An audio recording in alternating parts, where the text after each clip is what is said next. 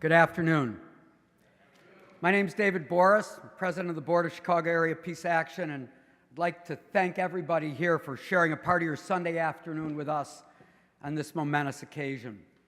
First, I'd like to say a special thank you to Pastor Wendy Witt, Johnny Miklos, and Eric up in the sound booth of the Chicago Temple for making this wonderful space available for this convening.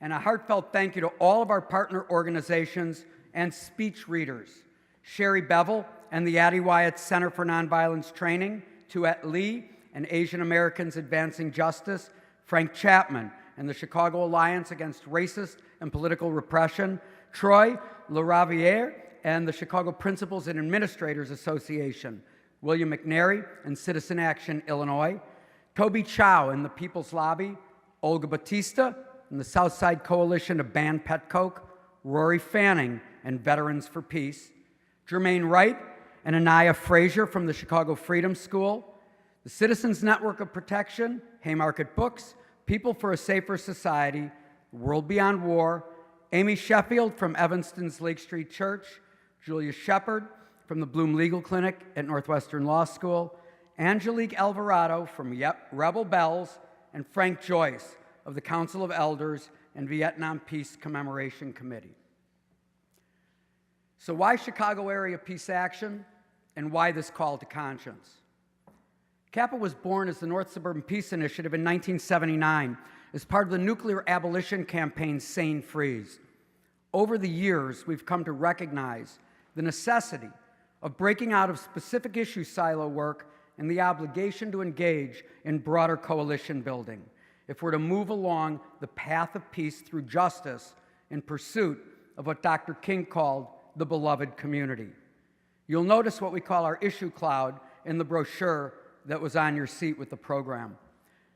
For the past several years, we've supported and attended various events connected with Martin Luther King Day in January, but have been wanting to expand and expound upon the sanitized King, expound on the more radical King, the King who courageously stepped forward to espouse an unpopular message in 1967 when he broke silence to speak out against an unjust war and brilliantly articulated his reasons for doing so and what brought the war into what he called his moral field of vision.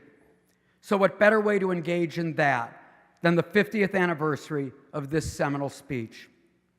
I want to acknowledge that there are scores, perhaps hundreds of events like this happening all over the country throughout the month of April, and the Council of Elders and the Vietnam Peace Commemoration Committee has been essential in raising awareness of this anniversary and publicizing these events.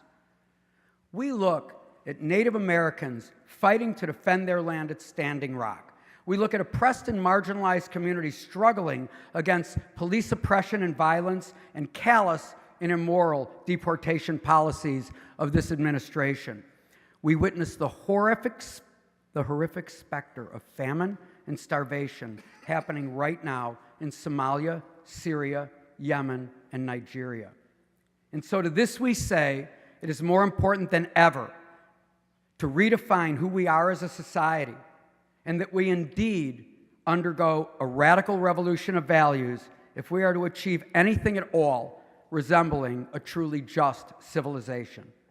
So thank you all for being here. I'd like to turn the program over to the newest member of the CAPA team, Hassan El-Tayyab. Hey. Thanks, David. Yeah, I'm Hassan. I just moved here from the Bay Area. I arrived Friday evening after a 4-day, 1,800-mile drive where I only got one speeding ticket.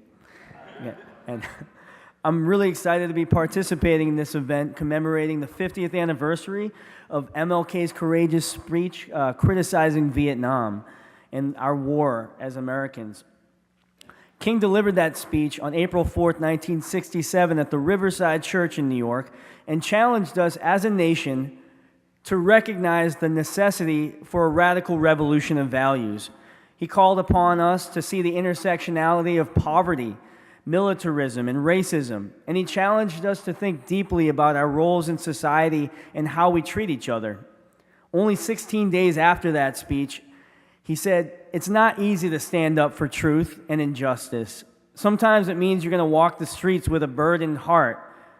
But let us bear it for truth, bear it for justice, and bear it for peace." We've been in perpetual war for decades now, and we're still dealing with a lot of the same issues that he was speaking out against then. And if we're not looking to our history, we're just bound to repeat the mistakes that we've made before. And this event today is a chance to revisit our history in hopes we can apply it to today and the challenges we face.